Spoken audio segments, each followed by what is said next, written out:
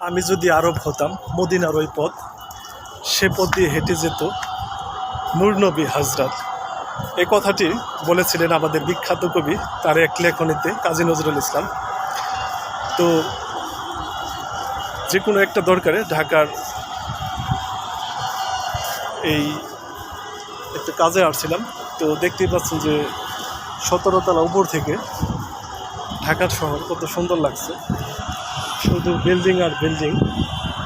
আর দেখতেই পাচ্ছেন যে ওই যে গাড়ি ঘোড়াগুলো। তো আসল কথা কি, এত উপর থেকে আমি নিচের যে শহরটা দেখতেছি ভয় করতেছে, মনে হইতেছে যে আমার নিচ মুখে খালি টানছে। তো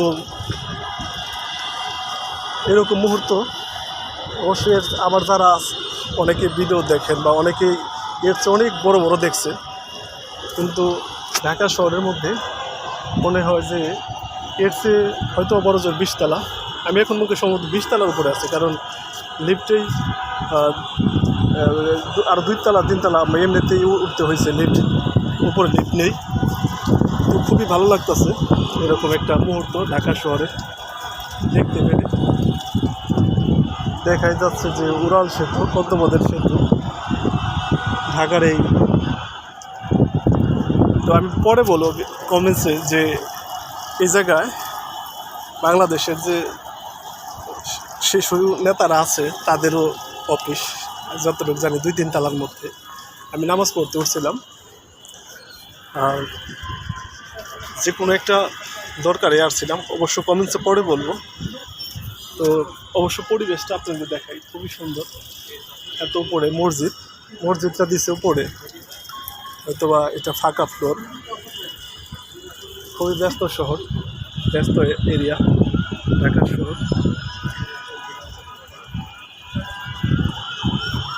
চারিদিক যতদূর চোখ যায় খালি বিল্ডিং আর বিল্ডিং, সবই এরকম উঁচু উঁচু বিল্ডিং। ভালোও লাগে, ভয়ও করে।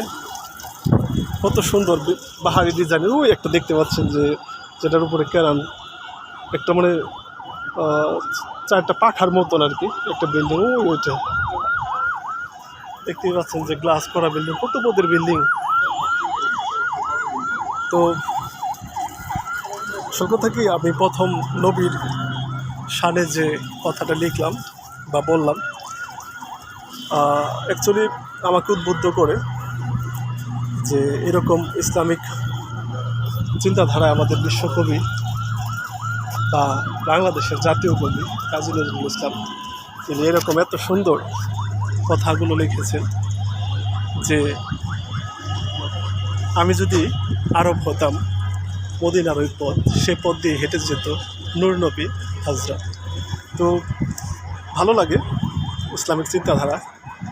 তো ভালো থাকবেন, অন্য সময় অন্য বিষয়ে কথা হবে। সে পর্যন্ত আল্লাহ হাফেজ, আসসালামু আলাইকুম।